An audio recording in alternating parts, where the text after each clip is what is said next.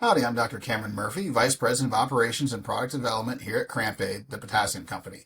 Everything we do revolves around our proprietary high potassium formulations, which drive potassium safely, effectively, and affordably into your tissues where it really needs to be.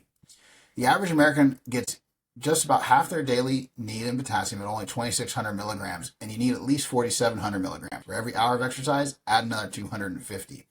Every organ system in the body needs potassium in order to function its best, because our whole body is designed around a high potassium, low sodium diet. Today we're going to focus on why potassium is really important for optimizing sweating and reducing heat stress and increasing the efficiency of body cooling. So first, how does the body cool itself? There's two main ways.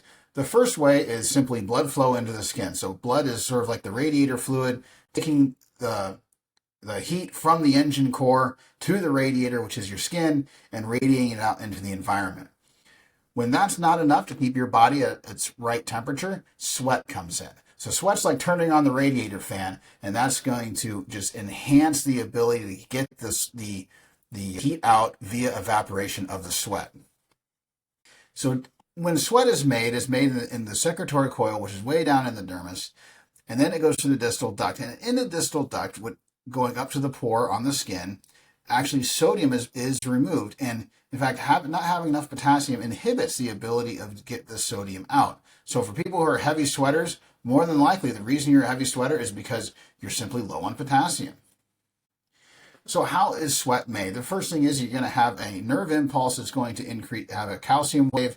You're going to have chloride being moved into the lumen to make the sweat. The whole goal is to get chloride from the basolateral membrane, which is the side away from the sweat, into the lumen, which is where the sweat is. And so in order to do this, you're going to have a potassium-sodium gradient. So potassium is going to be released, and it's going to be being pumped back in, and this is going to then drive the chloride, sodium, potassium co-transporter to drive that chloride ultimately into the lumen. And that's going to pull water through the aquaporin, and then sodium comes in as the cell shrinks, the junctions get weaker, and then sodium will leak in. So if we block simply the potassium channels, you only have a reduction in sweat under really high intensity circumstances. If we block the chloride, sodium, potassium co-transporter, only at really intense circumstances, generating a lot of body heat through exercise, is sweat reduced.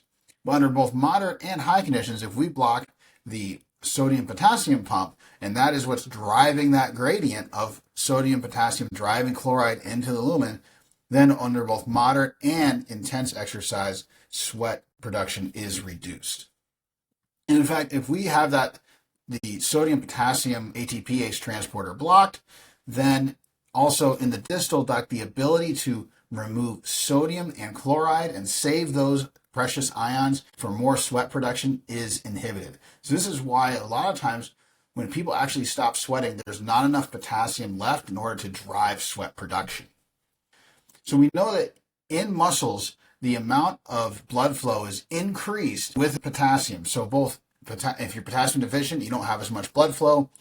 If you have an adequate amount of potassium, you have more blood flow, about 400% more, which is going to have better endurance, faster recovery times. In fact, adding exogenous potassium like Cramp-Aid further increases that blood flow. So in skin, we see the same phenomenon. And so in fact, if we block the sodium-potassium transporter, and that's going to trap potassium outside the cell. So this would mimic having an exogenous source of potassium, such as Cramp-Aid, coming into the system. And what you see is an increase in blood flow in the skin, both during exercise, even at baseline and recovery. So this means that the body's going to cool itself much more effectively because that main driver, that primary driver, is simply able to get heat out much faster, which is going to reduce the amount of sweat needed as a secondary component. On the other hand, if we're low on potassium, so if we block the potassium channels releasing potassium outside the cell, which would mimic someone who is low on potassium, which is most of us, then the blood flow never goes above baseline. And so even when you're exercising, if you're low on potassium, you're not able to radiate heat any faster. So this means that you're going to have to sweat a lot more, which what we've seen is up to 70% less sweating under the same conditions for elite athletes. So this is going to increase your hydration overall simply by not sweating as much because your body's able to cool itself much, much more efficiently. So to get that electrolyte ratio balance, if you're following a low sodium diet, you need, with an average amount of potassium, you need 1 serving of Cramp-Aid per day to get the electrolytes properly balanced. If you're not having any more sodium than the FDA recommends, so no more than 2,300 milligrams, you would need 2 servings of Cramp-Aid per day. But if you're like most people, we like our salt, you consume an average of 3,500 milligrams per day for Americans and only 2,600 milligrams per day of potassium, then 3 servings of Cramp-Aid would get you to where you need to be to balance your electrolyte ratio. So breakfast, lunch, and dinner, just have that serving of Cramp-Aid, and then you give your skin the amount of potassium it needs to help cool you more efficiently and combat heat stress no matter what.